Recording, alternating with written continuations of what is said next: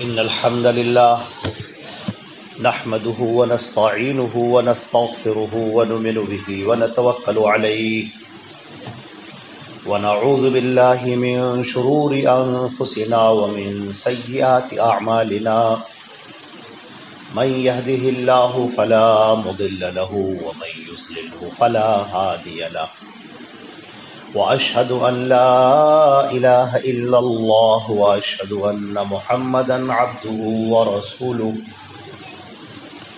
أما بعد أعوذ بالله من الشيطان الرجيم بسم الله الرحمن الرحيم إن الله يأمركم أن تؤدوا الأمانات إلى أهلها وقال رسول الله صلى الله عليه وسلم لا ایمان لمن لا امانت له۔ تمام تعریفیں اللہ رب العزت کے لیے ہیں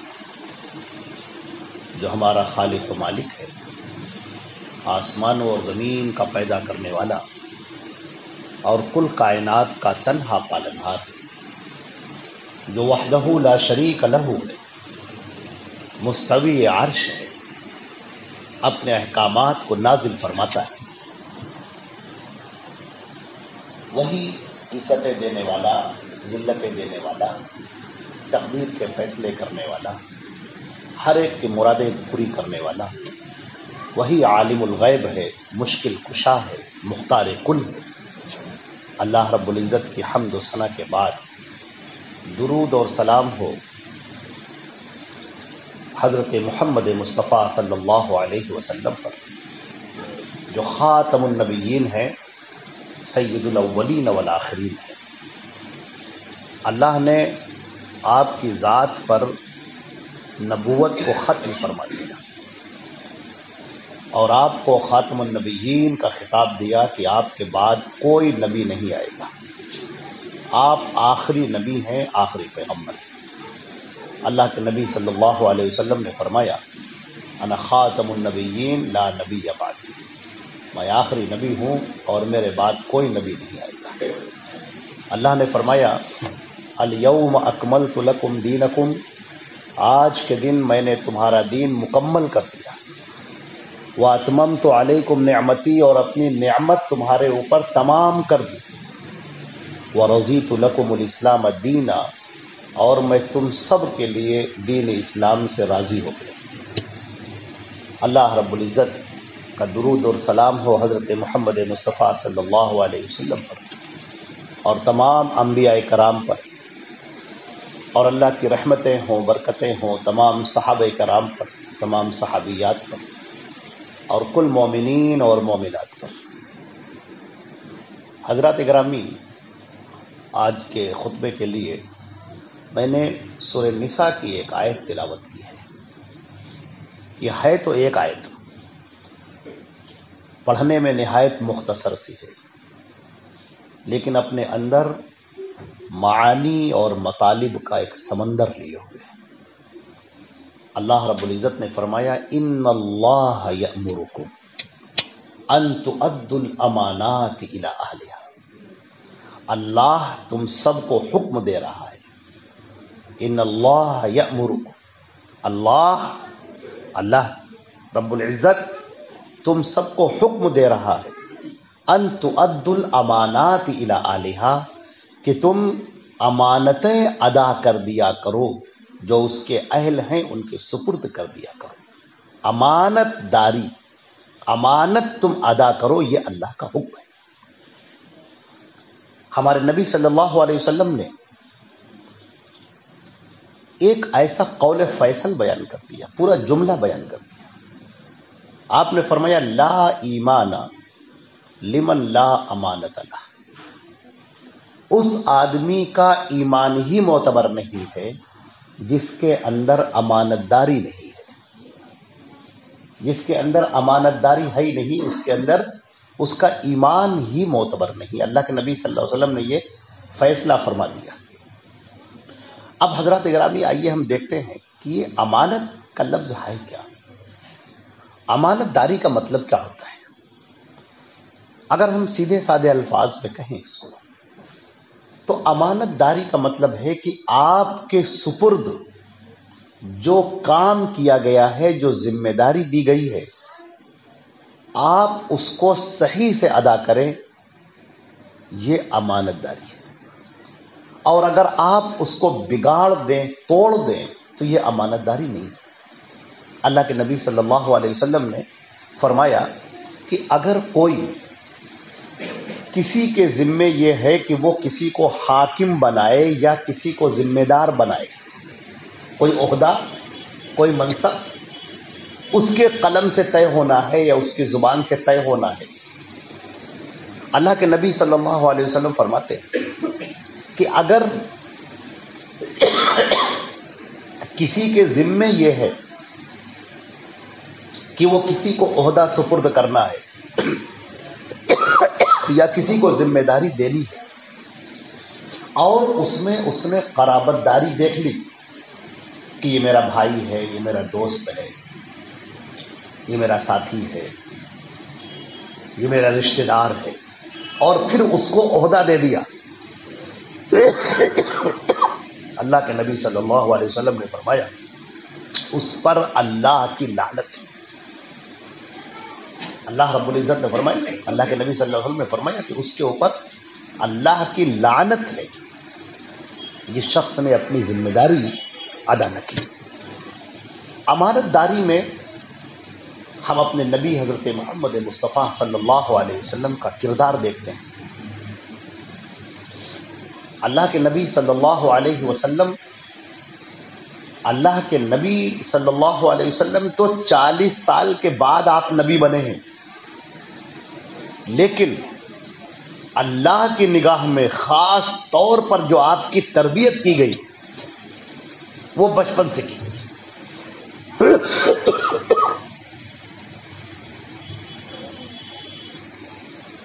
بالکل دودھ پینے کے زمانے سے لے کر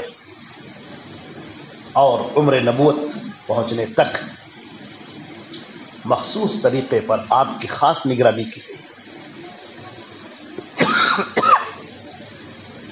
ان نگرانی میں ہم یہ دیکھتے ہیں کہ اللہ کے نبی صلی اللہ علیہ وسلم کے پاس لوگ اپنی امانتیں رکھ جایا کرتے تھے۔ کہیں سفر پہ جا رہے ہیں تو اپنا مال، اس زمانے میں کوئی بینک تو ہوتا نہیں تھا، اپنا مال، اپنی دولت، سونے چاندی کے سکے، وہ اللہ کے نبی صلی اللہ علیہ وسلم کے پاس لا کر رکھتے ہیں۔ اور اس سلسلے میں آپ اتنا مشہور ہوئے کہ لوگوں نے آپ کا لقب رکھا الامین، کہ آپ امانت دار ہیں، ایسے امانت دار کہ آپ نے کبھی خیانت نہیں کی۔ روایتوں میں آتا ہے کہ آپ نے دیکھا ہوگا جیسے کہ آج کل ہمارے پاس کوئی 5,000 روپے مان لیے رکھ دیتا ہے، 5,000 روپے میرے پاس رکھ دیا کہ ہم جا رہے ہیں اور 1 مہینے کے بعد آپ سے آ کر لے لیں گے، تو جائز کے طریقے پر یہ بھی ہے کہ ہم ان 5,000 کو خرچہ کر سکتے ہیں، اور اس کے بعد جب وہ شخص آئے گا تو ہم نے 5,000 اس کو دے دیے۔ اس کو امانت داری کہیں گے، اس میں کوئی خلل نہیں ہوا۔ آپ نے ہمیں 5,000 روپے دیے، میں نے وہ 5,000 روپے خرچہ کر لیے، پھر جب آپ آئے آپ نے کہا کہ میرے پیسے، تو ہم نے 5,000 روپے آپ کو دے دیے۔ اس میں کوئی خلل نہیں ہے، کوئی گناہ نہیں ہے کہ آپ کر سکتے ہیں۔ لیکن اللہ کے نبی کی جو امانت داری کا ذکر سیرت کی روایتوں میں آتا ہے کہ اللہ کے نبی صلی اللہ علیہ وسلم بعینہ وہی دینار وہی درہم اسی طرح سے واپس کرتے تھے جو وہ شخص دے کر دے گیا ہے۔ جیسے کسی دینار میں تیل لگا ہوا ہے، نکالتے ہوئے تیل لگ گیا اور اس نے پولیتھین میں پنی میں لا کر آپ کو پکڑا دیا، اب وہ آیا ہے 2 سال بعد 3 سال بعد اور اس نے کہا کہ اے محمد صلی اللہ علیہ وسلم، آپ کے پاس میں نے اپنے امانت رکھائی تھی ایک پوٹلی، آپ نے فرمایا کہ ہاں بالکل رکھائی تھی۔ آپ گئے اور وہی اس کو لا کر دیا، اور جب وہ کھول کر دیکھتا ہے تو اسی طرح سے اس میں تیل لگا ہوا ہے جیسے وہ رکھ کر گیا تھا، یعنی بعینہ۔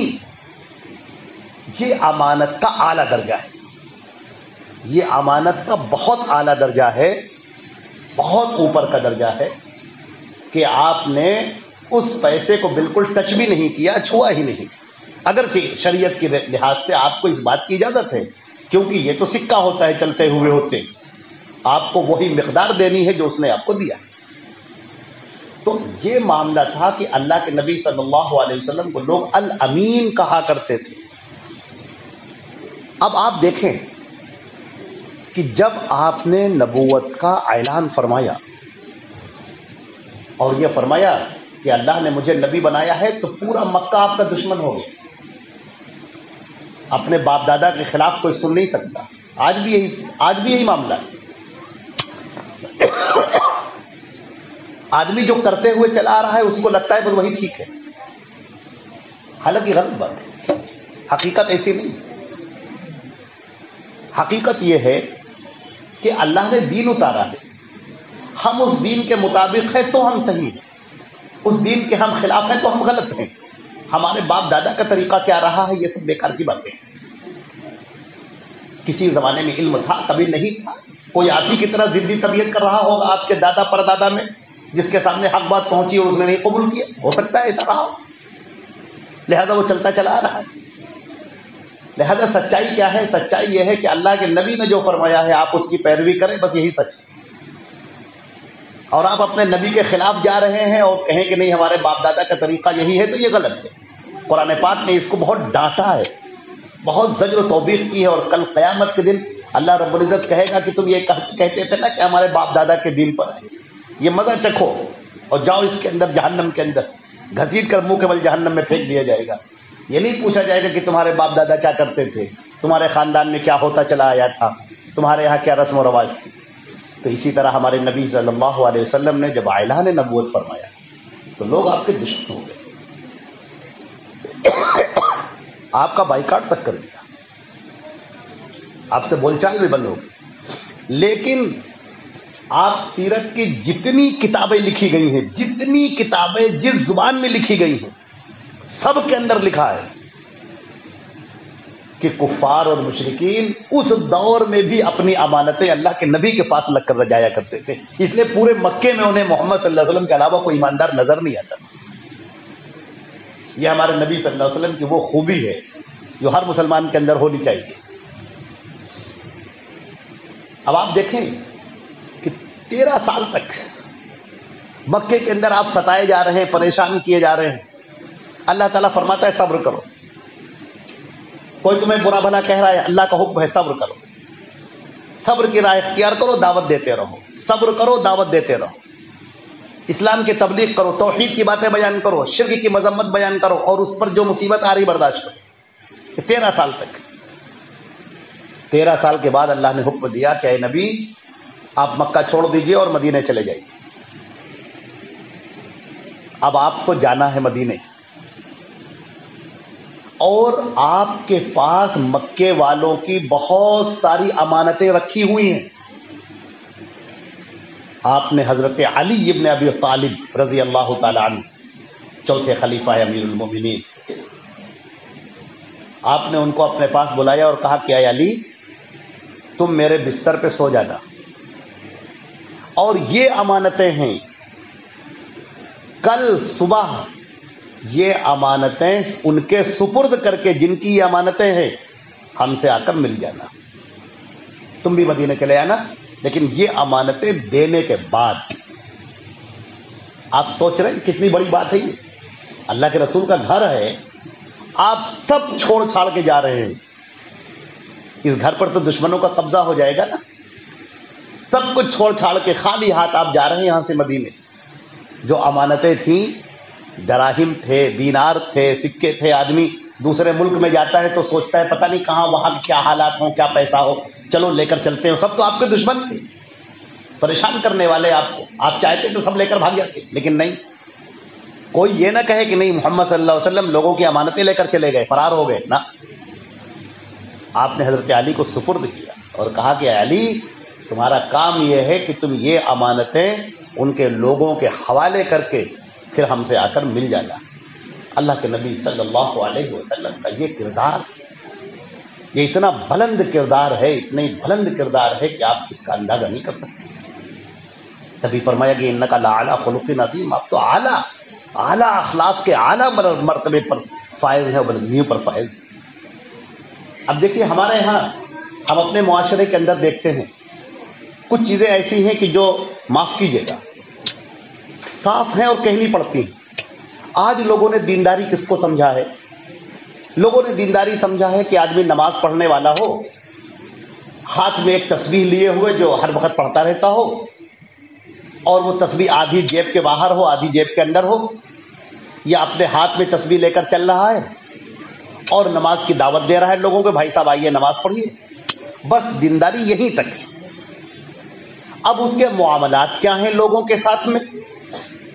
وہ تجارت کرنے میں کتنا جھوٹ بول رہا ہے، وہ دوسروں کا مال میں کیا خیانت کر رہا ہے، وہ کتنے مکر و فریب سے کام لے رہا ہے، اس کا برتاؤ اپنے باپ کے ساتھ کیسا ہے، اپنے بیٹوں کے ساتھ کیسا ہے، اپنی بیوی کے ساتھ کیسا ہے، اپنی ماں کے ساتھ کیسا ہے، اپنے دیگر رشتہ داروں کے ساتھ کیسا ہے، اس کے اپنے دوستوں کے ساتھ کیسا ہے۔ ہمارے ہاں معاشرے میں اس کو کوئی اہمیت نہیں دی جاتی، نہیں صاحب کوئی بات نہیں، ٹھیک ہے ٹھیک ہے۔ اور بدقسمتی یہ ہے کہ وہ خود بھی اپنے آپ کو دیندار سمجھتا ہے کہ میں تو بڑا دیندار ہوں۔ میں کیوں دیندار ہوں؟ میں اس لیے دیندار ہوں کہ 5 وقت کی نماز پڑھ رہا ہوں، ارے میں تو تہجد بھی پڑھتا ہوں، میں تو اشراق بھی پڑھتا ہوں، میں تو چاشت بھی پڑھتا ہوں، اور میں تو ایک نماز جو مغرب کے بعد پڑھی جاتی ہے جس کو لوگوں نے اوابین کہا ہے، حالانکہ اوابین کی نماز تو صلاۃ الضحیٰ ہے، بہرحال وہ یہ سمجھ رہا ہے کہ میں دیندار ہوں، میں لوگوں سے کہتا ہوں کہ چلو سب لوگ نماز پڑھنے چلو، میں نماز کی دعوت دیتا ہوں، تو اب میں دیندار ہو گیا ہوں۔ نہیں صاحب، اللہ کے نبی کا جو فیصلہ ہے کہ دینداری یہ نہیں، بلا شبہ نماز بہت بڑی عظیم چیز ہے، آپ نماز کو چھوڑ کر مسلمان رہ ہی نہیں سکتے، بہت بڑی چیز ہے، لیکن دینداری یہ نہیں۔ دینداری کیا ہے؟ لا دینا لمن لا امانت لہ، جس کے پاس امانت داری نہیں ہے اس کے پاس دین نہیں ہے۔ یہ کس کا فیصلہ ہے؟ یہ اللہ کے رسول کا فیصلہ ہے، اور آپ کو پتا ہے کہ اللہ کے رسول کا فیصلہ کا مطلب کیا ہوتا ہے؟ کہ اللہ کا فیصلہ ہے۔ کیوں؟ اس لیے کہ اللہ کے رسول اپنی مرضی سے کچھ کہتے ہی، وہ تو ہم تک پیغام پہنچاتے ہیں اللہ کا۔ وَمَا يَنْطِقُ عَنِ الْهَوَىٰ إِنْ هُوَ إِلَّا وَحْيٌ يُوحَىٰ، محمد صلی اللہ علیہ وسلم اپنی مرضی سے کچھ نہیں کہتے، یہ ہم ان پر وحی کرتے ہیں تو وہ تم تک بات کہتے ہیں۔ تو یہ بات کس کی ہے؟ جب ہم یہ کہیں کہ یہ اللہ کے نبی نے فرمایا ہے تو یہ بات اللہ کی ہے۔ اللہ تعالیٰ فرماتا ہے کہ تمہاری دینداری کا کوئی اعتبار نہیں، تم سمجھتے ہو کہ تم نے داڑھی رکھ لی اور تم نے لمبا کرتا پہن لیا اور تسبیح ہاتھ میں لے لی اور 5 وقت کی نماز پڑھ لے، تمہارے پاس دینداری آ گئی۔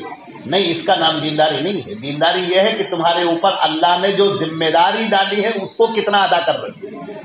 اگر تم باپ ہو تو بتاؤ بیٹوں کے لیے تم نے کیا کیا، بیٹیوں کے لیے تم نے کیا کیا؟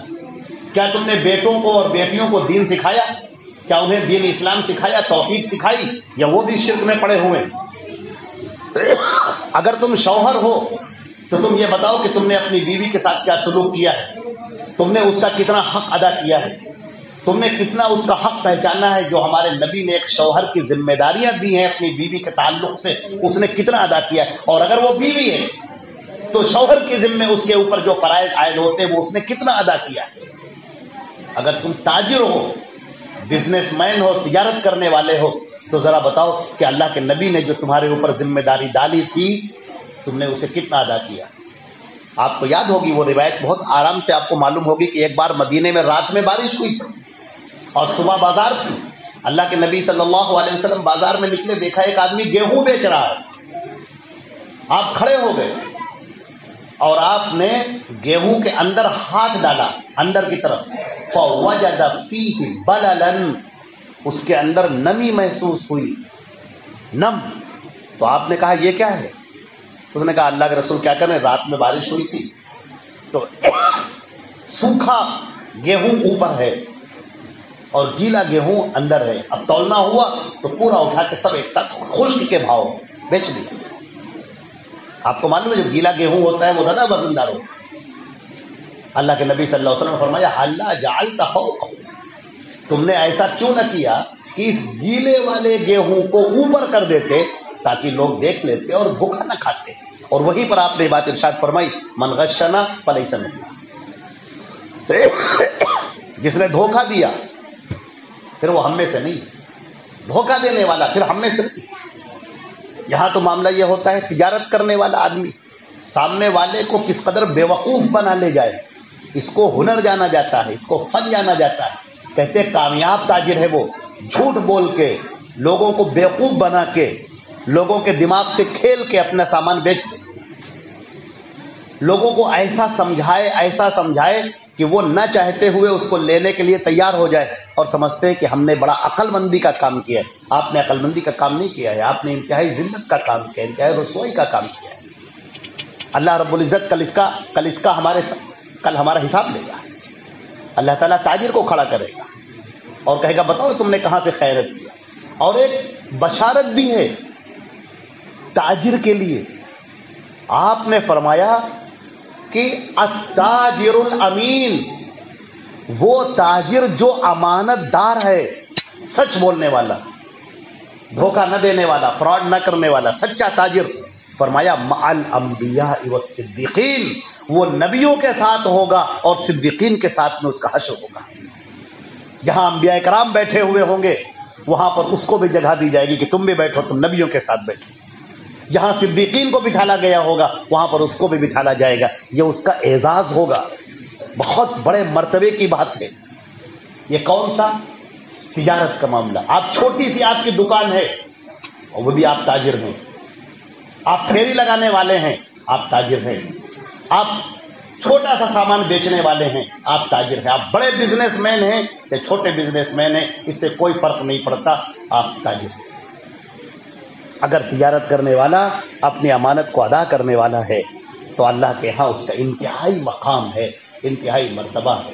ہم دنیا کے لیے جھوٹ بول دیتے ہیں، دنیا کے لیے دھوکہ دے دیتے ہیں، دنیا کے لیے فراڈ کر دیتے ہیں، اور کبھی کبھی اپنے بچوں کے لیے کرتے ہیں، کبھی اپنے گھر بنانے کے لیے کرتے ہیں، اور عزیزان محترم یہ سب یہیں رہ جائے گا۔ یہ آگ کے انگارے ہم اپنے ساتھ لے کر نہ جائیں، یہ جہنم کی آگ یہاں سے لے کر نہ جائیں۔ ڈرو اس آگ سے جس کا ایندھن انسان اور پتھر ہے، انسان اس کے اندر ڈال دیے جائے گا۔ کس چند دنیا کے لیے، تھوڑے سے سکوں کے لیے، تھوڑے سے پیسوں کے لیے ہم نے امانت داری بیچ دی۔ امانت داری، مزدور، اگر آپ مزدور ہیں اس پر بھی آپ کو حق ادا کرنا ہے۔ اگر آپ کے ذمے کسی نے کام کیا ہے، آپ مزدور ہیں، اور اگر آپ نے اس کا کام صحیح نہ کیا، اس میں ڈنڈی مار گئے تو آپ نے خیانت کی اور اس کا وبال آپ کو اٹھانا ہوگا۔ یہ بوجھ قیامت میں اپنے سر پہ رکھنا ہوگا۔ اور اگر آپ مالک ہیں اور آپ کے انڈر میں بہت سارے مزدور ہیں تو بھی آپ کو ان کا حق ادا کرنا ہوگا۔ اگر آپ نے کام پورا لیا اور پیسہ پورا نہ دیا، اس میں سے پیسہ کاٹ لیا، تو پھر آپ بھی خیانت کرنے والے ہو گئے، کیونکہ آپ کے سپرد جو کام کیا گیا تھا آپ نے اس کام میں ڈنڈی ماری۔ آپ کو مالک بنایا گیا تھا، اس کو مزدور بنایا گیا تھا، آپ کا الگ حق ہے، اس کا الگ حق ہے۔ وہ غلطی کرے گا وہ اپنی سزا پائے گا، اور آپ غلطی کرو گے تو آپ اپنی سزا پاؤ گے۔ اگر تم بھائی ہو تو اپنے بھائی کا خیال رکھا کہ نہیں رکھا؟ اپنی بہن کا تم نے خیال رکھا کہ نہیں رکھا؟ یا اپنی دنیا میں مست لگے رہے، مست پڑے رہے؟ تم سے پوچھا جائے گا، تم سے سوال کیا جائے گا۔ آج کل ہماری بہنیں، ہماری بیٹیاں، شادی ان کی ہو گئی، وہ اپنی سسرال چلی گئی، اب بھائی بے نیاز ہو جاتے ہیں۔ جب تک ان کی شادی نہیں ہوتی تب تک تو چلو بہن کا خیال بھی رکھتے ہیں، شادی ہو گئی تو بھول گئے بہن کو۔ نہیں صاحب، یہ مرتے دم تک رشتہ ہے یہ آپ کا۔ جب تک آپ کی موت نہیں ہو جاتی ہے تب تک ذمہ داری آپ کی گردن پہ پڑی ہوئی ہے۔ یہ کسی اور کی ڈالی ہوئی ذمہ داری نہیں ہے، یہ ذمہ داری اللہ کی ڈالی ہوئی ہے۔ آپ کا فرض ہے کہ آپ اپنے بھائی کا خیال رکھیں، آپ اپنی بہن کا خیال رکھیں۔ فرمایا گیا اگر کوئی اللہ کی راہ میں کچھ خرچہ کرنا چاہتا ہے، دیکھیے صاحب، پیسہ آپ کا، آپ اللہ کو خوش کرنا چاہتے ہیں، آپ اللہ کو راضی کرنا چاہتے ہیں اور اس لیے کچھ پیسہ خرچہ کرنا چاہتے ہیں، اللہ فرماتا ہے کہ پہلے اپنے رشتہ داروں کو دو، اس میں ہم تم کو 2 ثواب دیں گے، ایک رشتہ داری کا اور ایک تمہارے صدقہ کرنے کا۔ یہ اللہ کی مرضی ہے، یہ اللہ کی خوشی، یہ اللہ کی رضا ہے، یہ اللہ کی عنایت ہے، لہذا ہمیں اپنی ان ذمہ داریوں کو ادا کرنا ہوگا. ہم جہاں پر بھی ہیں اور جس جگہ پر بھی ہیں اس کام کو جو ذمہ داری ہماری دی گئی ہے ہم اسے اچھی طرح سے ادا کریں, تب ہم امین کہلائیں گے, امانت دار کہلائیں گے. ورنہ پھر ہم خائن کہلائیں گے, خیانت دار کہلائیں گے, اور خیانت دار کے اوپر اللہ کی لعنت ہوگی. اللہ رب العزت نے ایسے کو پسند نہیں کیا. اگر تمہارے ذمے فیصلہ کرنا آ جائے, تم قاضی بنا دیے جائے, یا کچھ لوگوں نے تم سے کہا کہ چلو آپ کے ذمے یہ فیصلہ ہے, آپ بڑے بوڑھے ہیں, آپ کو فیصلہ کرنا ہے, اور اگر آپ نے چہرہ دیکھ لیا کہ چلو اس کے ساتھ تو ہمیشہ ہمیں بیٹھنا ہے, یہ کون ہے تو دور دراز کا ہے, تو ہم نے اپنے بھائی کے پاس میں دوست کے لیے یا رشتہ دار کے لیے فیصلہ سنا دیا, خائن ہو گئے آپ خیانت دار ہو گئے, کیونکہ آپ نے اللہ اور رسول کے حکم کو نہیں دیکھا, آپ نے دوسرے کے چہرے کو دیکھا, رشتہ داری کو دیکھا, دوستی کو دیکھا, اور فیصلہ آپ سنانے بیٹھ گئے. اور تو اور فرمایا گیا کہ یہ جو المستشار مؤتمن, مشورہ کرنے والا, وہ اگر صحیح مشورہ دیتا ہے تو وہ امانت دار کہلاتا ہے. آپ سے کسی نے مشورہ مانگا بزنس کے تعلق سے, آپ کوئی بزنس کر رہے تھے, کوئی بیچارہ پریشان حال آیا, آپ سے کہنے لگا بھائی ہم یہ بزنس کرنے جا رہے ہیں اور کیا کریں بتا دیجئے کچھ. آپ نے کہا بالکل نہ کرنا, میں بہت پچھتا رہا ہوں, میں تو اپنی دکان بس بند ہی کرنے والا ہوں اور میرا بالکل گھاٹا ہو رہا ہے, اس لائن میں بہت نقصان ہے. یہ کیوں کیا آپ نے؟ تاکہ کہیں وہ دکان نہ کھول کر بیٹھ جائے, اور آپ کو ڈر یہ ہے کہ کہیں ایسا نہ ہو کہ میری دکان خراب ہو جائے, اس لیے آپ نے اس کو غلط مشورہ دے دیا. یہ خیانت کیا آپ نے, روزی کی برکت ہٹا دیجیے. لہذا فرمایا گیا کہ جب تم سے کوئی مشورہ مانگے تو تم جو بہتر سمجھتے ہو, تمہارے ذہن میں جو بہتر ہے, جو صحیح مشورہ ہے, وہ مشورہ تم اس کو دو. اگر تم نے وہ مشورہ نہ دیا تو تم خیانت دار کہلاؤ. اسی طرح فرمایا گیا المجالس الامانہ, راز کی باتیں. اگر کوئی دوست تم سے کچھ راز کی باتیں کہہ رہا ہے تو اس کو جا کر چار کے بیچ میں بیان نہ کرو. اگر کسی نے تمہیں اپنی کوئی بات بتا دی, یا تم کسی راز کو پا گئے, تم کسی راز کو جان گئے, تو اس کو جا کر دوسروں کے بیچ میں اس کا افشا نہ کرو, اس کو پھیلاؤ نہیں. المجالس والامانہ, جو مجلسیں ہوتی ہیں جہاں پر راز کی باتیں ہوتی ہیں وہ امانت کی ہوتی ہیں. اگر تم نے اسے اٹھا کے چار کے بیچ میں پھیلا دیا تو تم نے خیانت. اسی طریقے سے عورت اور مرد کے تعلقات, شوہر اور بیوی کے تعلقات, اگر کوئی ان کو جا کر لوگوں کے بیچ میں افشا کرتا ہے اور اس کو جا کر بیان کرتا ہے تو وہ خیانت کہلائے گی. یہ امانت میں خیانت ہے. لہذا ہمیں اس سے بچنا چاہیے. خیانت کرنے والے کے اوپر اللہ کی لعنت ہوتی ہے, اور اس کا دین معتبر نہیں, اس کا ایمان معتبر نہیں. ہمیں اللہ سے ڈرنا چاہیے اور اپنے اندر امانت داری پیدا کرنا چاہیے. ہم جتنے امانت دار ہوں گے اللہ کی نگاہ میں اتنے ہی متقی اور پرہیزگار ہوں گے. سورہ بقرہ کے اندر کہا گیا ہے فَلْيُؤَدِّ الَّذِي اؤْتُمِنَ أَمَانَتَهُ وَلْيَتَّقِ اللَّهَ رَبَّهُ, اس کے سپرد جو امانت کی گئی ہے اس کو ادا کرے اور اپنے رب سے ڈرے. تقوی کو, رب سے ڈرنے کو اور امانت کو جوڑ دیا گیا ہے. اگر آپ متقی ہیں تو آپ امانت دار بھی ہوں گے, اور اگر آپ امانت دار نہیں ہیں تو پھر آپ کتنا ہی کر لیں آپ متقی نہیں کہلائیں گے. اللہ رب العزت ہم کو اور آپ کو عمل کرنے کی توفیق عطا فرمائے. یہ چند باتیں ہم نے آپ سے کہیں, اللہ تعالی ہم کو اور آپ ان پر عمل کرنے کی توفیق عطا فرمائے, زندگیوں میں اتارنے کی توفیق عطا فرمائے. اور سب سے بڑی امانت تو اللہ کے ساتھ میں توحید کا اختیار کرنا ہے, شرک کو چھوڑ دینا ہے, اور اس کے بعد اپنے نبی کے ساتھ میں وفادار رہنا ہے, ان کی باتوں پر عمل کرنا ہے, ان کی کسی بات سے انکار نہیں کرنا ہے, اور ان کی نافرمانی نہیں کرنی ہے. یہ امانت کے دو سب سے بڑے درجے ہیں. اور اس کے بعد جو بھی ذمہ داری ہمارے اوپر دی گئی ہے اس کو ادا کرنے کا نام امانت داری ہے. اگر ہم اس میں کچھ خیانت کریں گے تو پھر اللہ کے غضب کے مستحق ہوں گے, اس کی لعنت کے مستحق ہوں گے. اللہ تعالی ہم کو اور آپ کو بچائے اور اپنے ثواب سے, اپنی نعمتوں سے اور اپنی رحمتوں سے اور برکتوں سے ہم سب کو نوازے. اقول قولی ھذا استغفر اللہ لی ولکم ولسائر المسلمین من کل ذنب فاستغفروہ انہ هو الغفور الرحیم.